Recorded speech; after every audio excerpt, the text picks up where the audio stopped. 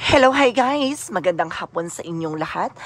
This is Jen Rodriguez, Mamaya Sagari Channel, a faith healer, also mata reader. So ngayong hapon na to, tignan natin nagsabihin sa iyo ng ating mga gabay. So this is a monthly gabay for the month of September 2024 for the sign of Gemini. So Gemini, welcome to my channel. Ano kayang messages, advices, and spirit guides ang ating masasagap for today's video? Kanino kayang energy or kaganapan sa buhay ng mga Gemini ang ating mahagilap? So guys, this reading is a general reading lamang. Hindi lahat makaka-resonate. Kunin lamang po ang makaka-relate sa inyo. And comment down below kung kaninong energy ang ating nasagap. Because don't forget to like and subscribe my channel. And hit notification bell for more videos dito kasi maraming salamat po sa mga walang sawang pagsuporta sa aking channel. Lalong-lalo na ang hindi nag-i-skip ng ads na way pagpalain kayo ng Diyos at may kapal. Siksik-liglig na guumapaw na biyayang manabalik sa inyo. So let's see guys now what is the messages advice sa iyo ng ating angel spirit for the sign of Gemini. So let's see and watch this. Ano kaya kaganapan sa buhay ng mga Gemini ang ating mahigilap? So, ito na. Tutunghayan na natin yan. Angel Spirit, please give me information po.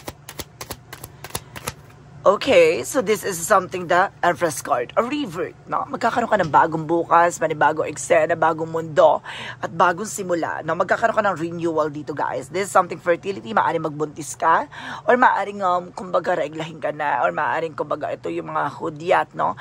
Na para baguhin mo na ang, buhay mo. This is something the King of Wands of something ambition. So, unti-unti mo nang kumbaga nasisilayan, no? Yung mga posibilidad na magaganap. So, let's see. And of course, this is something the King of Swords will stop the father. No? May mga bagay na kailangan putulin. May mga informasyon kang malalaman na magbibigay sa iyo ng kaliwanagan, intellectual. No? Bibigyan ng katalinuhan at bibigyan ng maayos na kaisipan. No? Yung mga bagay-bagay na maaring pinagdaanan mo sa nakaraan na maaring ngayon ay daladala mo na kumbaga it's either pinagdaan, ayun yung experiences. No?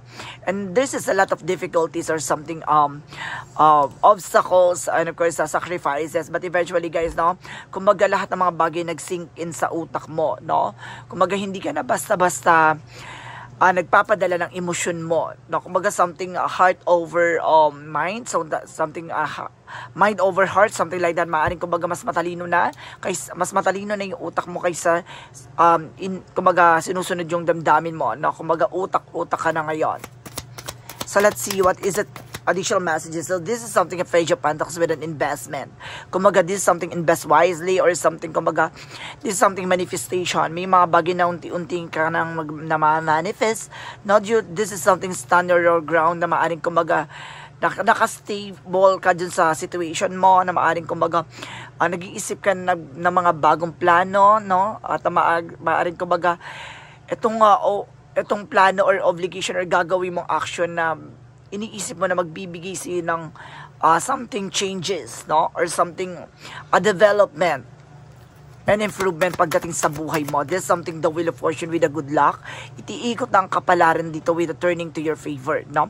Kumbaga sinasabi dito na kung ano yung mga bagay na pinagdaanan mo, alam mo sa sarili mo na lahat ng mga sacrifices and obstacles, failure, lahat ng mga bagay na yan ay kumbaga isang preparasyon para makuha mo yung matagal mo nang inaasam. This is something a Seven of Swords, based stickiness, get more information. Kailangan matuto kang kumuha ng mga informasyon, no?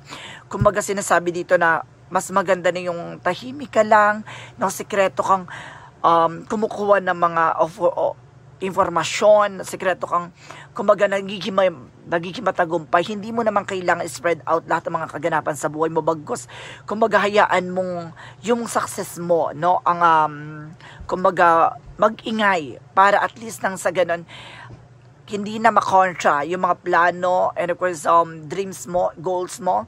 Kumbaga there's a lot of evil eye contract na maaring kumbaga inggitera, no, maraming mga taong hinaharangan ng pag-usad mo. Hindi kasi lahat ng mga tao sa paligid mo ay natutuwa sa success mo, no? Yung iba dyan, kumaga naiinggit, no? They want to ruin your life. no? Gusto nila sirain yung buhay mo. This is the Empress card. Represent the Chariot card. You need to take an action for this. No, this is something to joining forces. Nababaguhin na, no?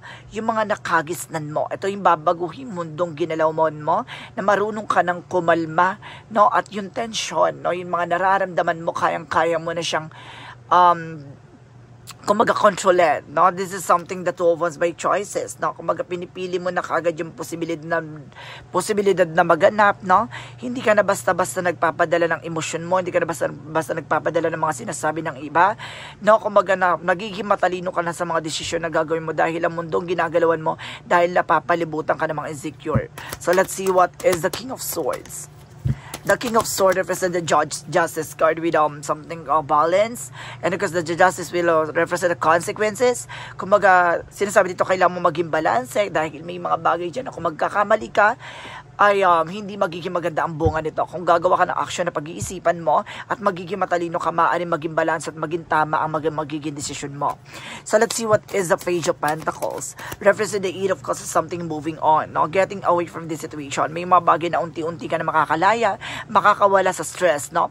Something na financial freedom, like that. This is something I'm moving forward. And because the Four of Pentacles, sinasabi dito, the Wheel of Fortune turning to your favor. At pag-ikot ng kapalaran nito ay ang pag-ikot ng finances mo, na kumaga kayang-kaya mo na proteksyonan at kayang-kaya mo na pangalagaan at kayang-kaya mo na paikot ang resource of income mo. This is a Seven of Swords represent the Hangman. In reverse is something a new perspective. Baguhin mo na ang pananaw mo, baguhin mo na yung mindset mo. Kumbaga hindi kasi sa lahat ng bagay o sitwasyon na totoo yung mga tao sa paligid mo. Kasi may mga bagay dyan, lalo-lalo na kung nandun sila sa sitwasyon na hihirapan sila, hindi sila sa lahat ng panahon at oras ay magiging totoo at magiging tapat sa'yo. So let's see what is the Empress card and the Chariot card. Represent what? Nagkaroon ka din dito guys ng trust issue. But eventually guys, no? Kumbaga, ano pa rin kumbaga nandun ka pa rin sa being generous or something, being kind, no? Kumbaga, dinidedma mo hanggang sa nasanay, hanggang naging, na siya, abusado na. This is something the Empress card because the Chariot card represents the Hermit card with the soul searching and soul enlightenment. I told you so. This is something spiritual journey or life journey or something, life purpose, no? This is something a movement, no? Kumbaga, unti-unti nang nagbabago. Parang walang pinagkaiba with the Empress card na maaaring pagbubuntis with the 9 months, like that, maaaring magkakaroon ng development, magkakaroon ng improvement, ganun siya, unti-unti siyang lumalaki, unti-unti siyang yumayabong. Then of course, this is something a blessing na maaring after namang paghirapan yung mga bagay na yan, ilalabas mo yan ng safe at, diba, successful. Kumbaga sinasabi dito, madi-deliver mo yan ng maayos at maganda, diba? Sinasabi na kapag pinaghirapan mo isang bagay na to, hindi nila yan mananakaw sa'yo. This is something a Hermit card. Dahil this is something a God plan. Na kapag talaga sinecure mo or something, nag-invest ka with the spiritual guidelines, my goodness, this is something a powerful outcome. So let's see what is the King of Wands, because the Two of Wands represent the King of Pentacles. So this is something security. Kung mag-insecure ka dito na this is something an ancestor guides na ginagabayan ka. Even your friends, no? Even your loved ones. Maring may mga bagay dito na pipiliin mong tingnan yung mga bagay o posibilidad na magaganap.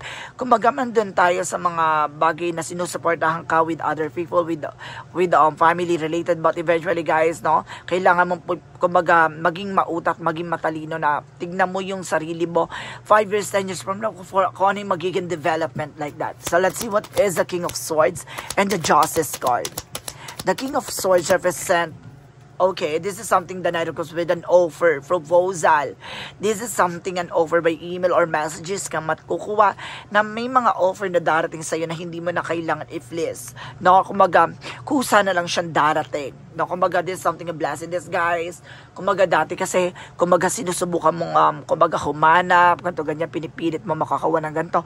Ngayon, guys, sa harap mo mismo, ilalatag na, or sa mismong sa harap mo, ibabagsak na ang biyaya. This is something a Page of Pentacles, and because the Eight of Cups represent the Ten of Swords, so this is something a freedom. Now, kumaga, parang something of freedom, like that. The Ten of Swords is something baksa. But eventually, guys, ang represent sa akin to, without something, information with the Ten of Swords dito is something of freedom. Nakalaya ka na dito from the pain, no? This is something an ending from the lot of struggles.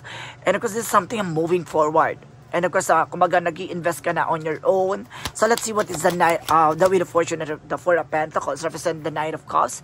This is something a wish fulfillment. So ngayon, kumbaga, nagsisave ka na on your own. Kumbaga ngayon na, kumbaga, tinutupad yung mga pangarap mo para sa sarili mo at para sa kabubuti, no, ng buhay mo. So let's see what is the Seven of Swords, and because the Hangman in reverse.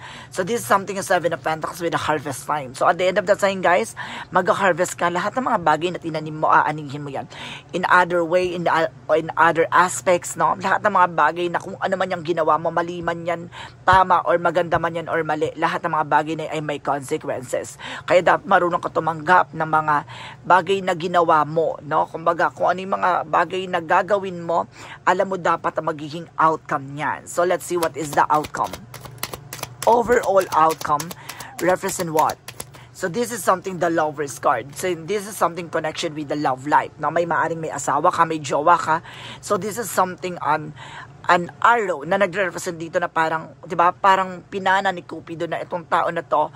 This is something a great love or something a true love. No, or twin flame energy. This is a devil card. A karmic relationship, no? Kumbaga talagang this is something a devil card na maaaring may gumagawa at gumagambala sa inyong dalawa ng person mo. This is something an information na maaaring you have a toxic family right now.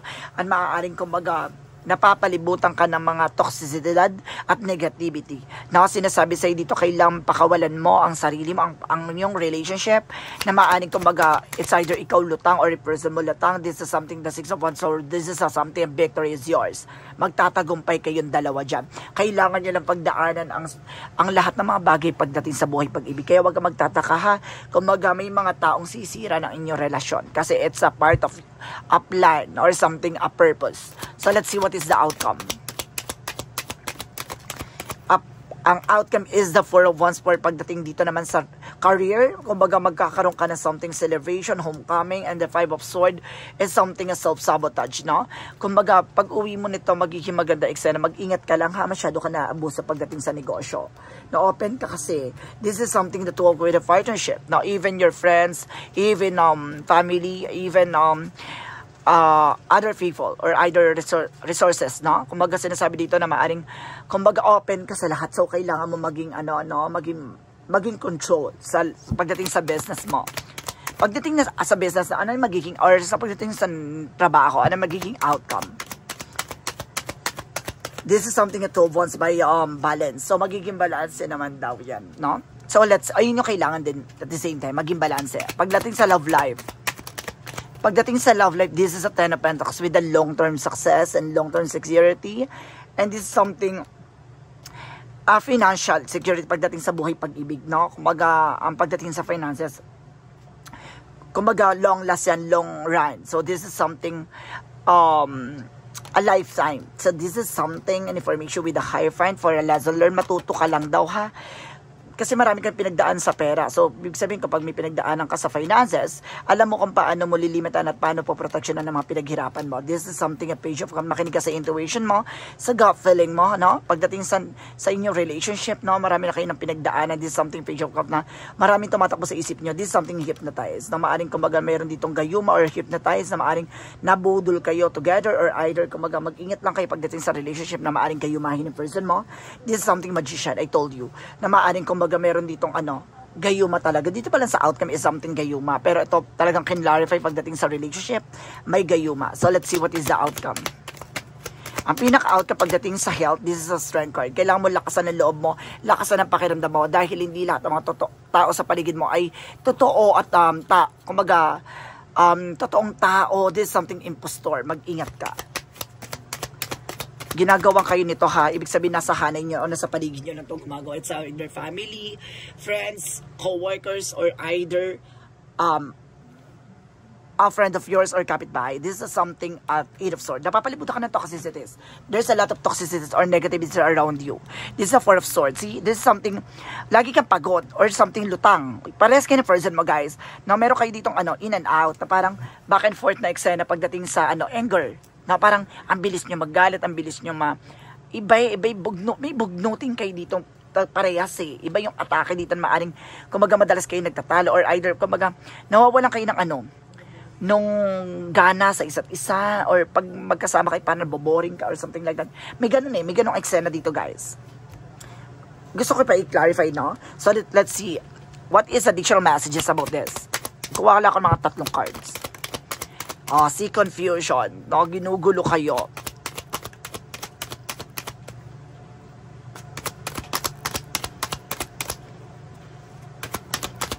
Additional 1 more card, please. Oh my God. So this is the, see?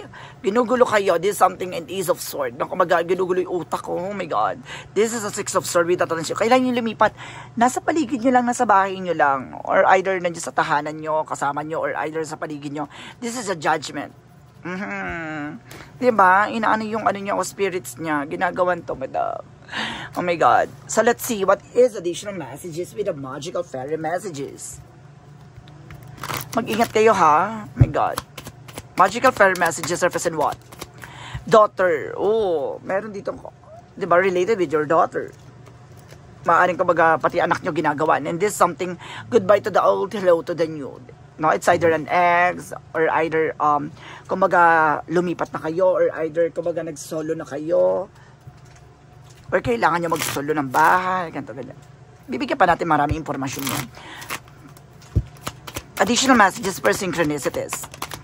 And this is a bravery. Kailangan mo maging matapang, ha? Malalaman mo na malalaman mo na, malapit na. And this is the Empress card. So see, may babae talaga dito. No, mayroon dito sumasapo. This is something a third party involved. And this is something ready. Maganda ka, ha?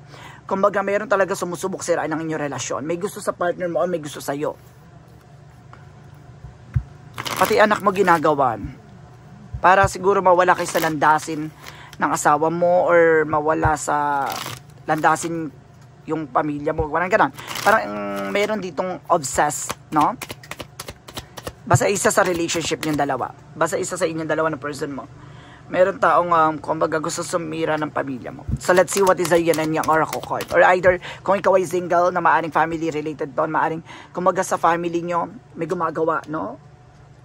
And this is something change. No? Unti-unti na mababago. Unti na mag-iiba. And this is something freedom. Makakalaya ka na at maraming opportunity na papasok dito. And this is a close off, guarded. No, napakalapit mo na. Kailangan mo na ng protection at pangalagaan. Now, mayroon ka ng mga information, synchronicity and signs, and something intuition and visions, no? Kung binibigyan ka na ng something babala, pero kailangan mo na ng take ng action. Mag-set ka ng boundaries, guys. Additional messages for Archangel Michael. And spend more time outdoors. So, kailangan mo nga pumunta ng ibang lugar, no? Mag-unwind. This is something detached from the situation. Ibig sabihin, guys, it's either kapitbahay nyo to, or nasa paligid nyo lang, or nakakasama nyo sa bahay. Decide to be happy now. Kailangan mo mag-desisyon, ha? Kailangan mo na lumipat ng bahay, guys. Or kailangan yung pakalayo-layo dyan sa lugar nyo na yan. So, let's see what is the romance angels. And love yourself first, no? Mali mo yung sarili mo, and this is something, pay attention to the red flags, no? Mag-ingat ka sa red flag dito, ha? May signs talaga. Ibig sabihin, pagdating sa relationship, meron dyan eksena. Nagpapasok ka ng ibang tao sa bahay mo. And there's a true love, no? Dito yung true love mo ata yung asawa mo or yung person mo. Mag-ingat ka dyan sa pinapasok mo sa bahay, ha? A friend ba yan? Or family related? Mag-ingat. Mamaya ka mag-anakan mo yan. Angel's answer represent what? Within the next few months, sa mga susunod na buwan, na magkakaroon ng mga changes dito, and this is something to promise, pinangako, meron dito pinagkasunduan, or may mga bagay na binayaran na para at least gawang ka ng eksena. This is something, yes, tama nga ako, compromise, no? Meron dito pinagkasunduan na, ibinenta, parang like that. So let's see what is the chakra messages. And there's an expansion. Napapalawakin yung spirituality mo. Napapalawakin lahat ng mga bagay o kaalaman mo. This is something, destiny is yours. Talagang nakatadahan na talaga maliwanag at malaman mo to. And this is a renewal. Na magkakaroon ka ng renewal talaga dito. And this is something recovery. Makaka-recover ka kasi malalaman mo kung ano yung nangyayari. This is something an orasyon. This is something key. Na meron ditong susi at malalaman mo kung ano yung magsisilbing protection o magsisilbing information sa'yo na malalaman mo kung paano puputulin lahat ng kaganapan na to. Or either, guys, malalaman mo na itong tao na to ang gumagawa ng hindi maganda sa inyo. Kaya, di ba, ito yung susi. Nakita mo yan. Ikaw to, ito siya. Oh. Like something anger, na parang nagulat siya, like that, na parang nakita mo na yung solusyon, and this is something, guys. See, I've told you, nagpapasok ka ng ibang tao sa bahay nyo. No, siya ang maaring kontrabida. Siya ang ahas. Oh my God. Mag-ingat kayo, guys. Sa mga tumatanggap na mga natutulog sa bahay nyo, or either dyan tumira dahil walang matuluyan, or either kumbaga nag-work kasi, mag-ingat kayo. Additional messages with an angel spirit. And there's a truth reveal. Oh, nalantad na ang totoong anyo. Nakita mo yun sa salamin? There's a true intention, guys. And there's something mother healing. Magkakaroon ka na ng healing dito, guys. Na kumbaga, kailangan mag-proceed for healing dito. Binibigyan ka ng karamdaman. Use yung herbal daw, ha? Use herbal. Wag kang iinom ng mga gamot na for mga medication like that. Kumbaga, kailangan mo ng herbal dito. Kasi sisirain dito yung kidney mo and liver. And this is something big picture thinking. Now, this is something visionary, inspired ideas na marami pupasok sa isipan mo na maaaring nagiging sagot din sa mga problema mo. And this is something lifting the veil. So this is something questioning everything na marami kang tanong, no? Kung nakakakita kasi ng signs or information na kaya ka nagtatanong or marami kang tanong sa eksena na yan kasi hindi mo alam kung paano mo mapapaliwanag or paano mo malalaman yung mga ganon. Yun na pala yung babala o yung information. Just, oh my God, magdasal ka, ha, bibigyan kasagutan yan. This is something surrender to the sweetness. No? Even sa panaginip mo, nananaginip ka ng mga maalon, no? Maduming tubig, may babala, no? May bagyo unos na darating sa buhay nyo. And there's a guilt. No? May galit sa ito. Oh my God. May galit to sa'yo. And this is something fear. No? Kumbaga labanan mo yung takot at pangamba. Additional messages with an angel spirit, guys. And this is something creative expressions, no? Palawigin mo, no? Makikita mo yung mukha ng mga kaganapan ngayon. Kumbaga unti-unti mong masisilayan, malalaman kung ano yung mga intention. This is something career change. Kailangan mo rin magbago ng career or ng trabaho or negosyo. This is something healer. Magiging healer ka or either kailangan mo ng healer na tutulong sa'yo. So let's see what is additional messages for this energy. And there's a indecision. May mga bagay na ang gulo-gulo ng hindi ka makapag-desisyon. Doon ka na magulo talaga utak mo ngayon. Oh my God, kaya siguro nagkakaroon ng mali-maling desisyon. Kumaga marami kang, it's either nalugi ka, maraming perang nawawala kasi may magulo ang utak mo. This is something 6 chakra arcangel meditation for surprises. Kumaga masusurprise, mawiwindang ka na lang pag sa malalaman mo. This is something rest and rejuvenate. Kailangan mo ipahinga yung utak mo, ang katawan mo. Magpahinga at magdasal ka. There's something meditation. And this is adjacent possibilities. Now, that is something open portal. Now, may pinto sa pinto, bintana sa pinto, kumagahigaan sa pinto, magkatapat. This is something open portal na nagkikreate ng negativities. And this is something angel of balance. So, kailangan mo maging balance dito, guys. For Archangel Raphael, messages for you. For Archangel Raphael, messages for you. And this is something avoidance, no? Avoid allergens. So, kailangan mo umiwas sa mga nakakasama sa'yo. No? Iwasan mo yung mga pagkain na hindi nakakabuti sa'yo. Doon nagre-react yung mga nararamdaman mo. Additional messages. So, this is something, be bold and make the first move. No? Kung magpakawalan mo na yung mga bagay-bagay at sinasabi dito, kailangan mo mag-take ng action. And this is a you are good enough. Nasapat ka na, kaya huwag ka mag-question sa sarili mo kung bakit may kulang ba sa'yo. No. Kumbaga, sapat ka na pagdating sa tao sa paligid mo. May mga bagay lang talaga na sumisira, no? Ng utak ng person mo. This is something Jesus loving quote said. Sinasabi dito ng Jesus loving quote, the Comforter, which is the Holy Spirit, whom the Father will send in my name, and He shall teach you all things. So see, may mga may mga instrumento, no, na ilalapit sa iyo. May mga taong darating sa buhay mo. Yan yung mga taong gagamitin ng Panginoon para matutunan mo, malaman mo, no, at may mga taong darating at may mga taong aalis. May mga impormasyon niya na ibabatid sa iyo na para ka matuto, para ka hubugin, no? It's either a sacrifices and there's something painful, but this is something and information na kailangan mong matutunan. No? Masakit man yan pagdadaanan mo, mahirap man yan, kumbaga nandiyan ka sa procedure or proseso ng puro paghihirap, puro sakripisyo, puro utang, puro problema. It's a part of your journey na maaring lahat ng mga bagay na it's instrument of God, no? To build, no? To build and of course to give you a solid foundation na para hindi ka basta-basta mabubuwag kasi napakalalim ng mga pinagdaanan mo. Mahihirapan silang sirain, pabagsakin ka pagdating ng araw at panahon. So let's see what is the angel's number. Diba? Kapag ganun kasi na marami kang pinagdaanan sa buhay, kapag ganun kasi na marami kang naranasan at nalaman, kumbaga lahat ng mga bagay na yun yung nagsilbing, ayun nagsilbing katalinuhan mo. No, ayun yung humubog sa'yo para maging malakas, maging matalino sa lahat ng kaganapan at lahat ng mga magaganap pa. And this is the angel's number represent the 0110 for belief system. May mga bagay na kailangan mong baliin, no? Alisin ang maling sistema dahil ikaw ang mismo ang magpapabago sa mga bagay o sitwasyon na kinagagalawan mo. This is something, go after what you want, uniqueness, and this is destiny.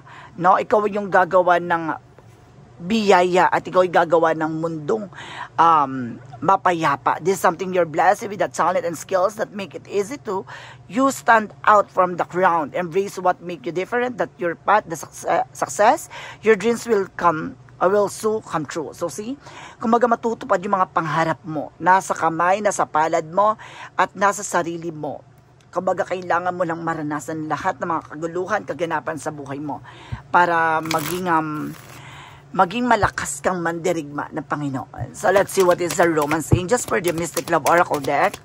So this is something forever breakup. Now may mga bagay na tatapusin na kung itong taon to hindi para sa'yo, papakawalan, aalisin yan. This is something love side. No? Kasi may mga tao na darating sa buhay, may mga taong aalis sa'yo na kung itong taon na to ay kumbaga dadaan lang or kumbaga parte na lang na nakaraan mo, no, kumbaga kwento na lang siya. This is something, a sign for love na maaring may darating na taong talagang pangmatagalan. This is something marriage for sacred union. No, this is something a long run, or this is something for long-term relationship or something for higher level of commitment. So let's see what is a messages for Money Move Oracle deck pagdating sa finances. And this is a fruit of labor. See, I told you. Ito yung no, kumbaga, dahil sa pagtatrabaho mo, dahil sa pagsusumikap mo, ito na yung bunga, fruit of labor. It's time to reap the fruit of your labor and become rich. Magiging masagana at magiging marangya ang buhay mo, no? At one more card, please. Magiging masagana ka. May God, nasa palad mo at nasa kapalaran mo talaga ang maganap na maging mayaman ka o maging masagana ang buhay mo. No, hindi lang sa love life, hindi lang sa finances, pati sa health. This is something independence. Dahil kayang-kaya mong tumayo sa sarili mong paa. Manage money, care, self-independence, guaranteed security. No, kayang-kaya mo protection at pangalagaan ng sarili mo. So let's see what is additional messages. Ito yung sinasabi ko, di ba? Pinalakas, pinatibay ka, no? Dahil napakalalim ng pundasyong, di ba, ginugol mo sa lahat ng mga sakripisyong pinagdaanan mo. Ang messages of life represent what? Represent a growing. See? Kumbaga, there's something growing. So it means, kumbaga, grabe, kung anong tinanim mo. Kumbaga, kung ikaw ay marunong, marunong kang magpalago, no, ng sarili mo. Ito yung sinasabing growing, na yayabong ka at makukuha mo yung bunga na nararapat sa'yo. Alagaan mo ang sarili mo, mahalin ang sarili mo. Sa lahat ng mga pinagdaanan mo, matuto kang, diba, dumistansya, kumawala, tanggapin, alisin, baguhin yung mga bagay na kailangan mong matutunan pa. This is something that I understand that I am here to learn, to discover, and to grow. When I nourish myself with my inner light, my inner divinity grows. When I study the messages that life brings me, I am improved in the eyes of God. When I strike a balance between the material and spiritual worlds, I am freed of the inner conflicts. I am this way, I am grow my own soul. So see, kumaga yumabong ka eh. My God. Talagang pinalawig ang kaalaman mo, pinalaki ang karanasan mo, at kumaga pinagyabong at pinagyaman ka, no? Ng katalinuhan, pinagdaanan, sakripisyo, at lahat ng mga sakit na pinagdaanan mo. No, hinubog ka eh. Ito na. At malalasap mo na. So guys, this is a monthly gabay for the month of September 2024 for the sign of Gemini. So Gemini, maraming salamat for this wonderful reading. So once again, this reading is general reading lamang, hindi lahat makaka-resonate. Kunin lamang pa makaka-relate sa inyo and comment down below kung kaninong energy ang ating nasag. Maraming salamat and see you in the next video. Bye-bye and babush!